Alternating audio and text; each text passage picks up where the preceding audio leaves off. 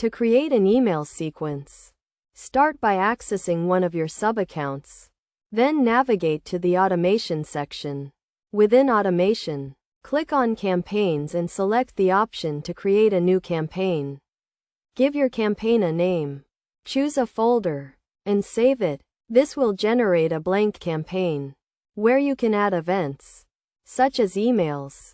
Simply write your email content, and it will become the first email in your sequence.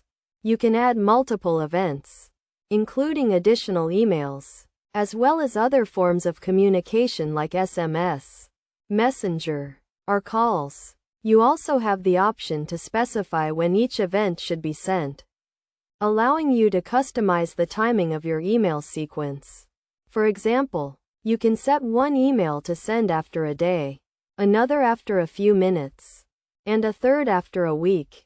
By following these steps, you can create a customized email sequence to suit your needs.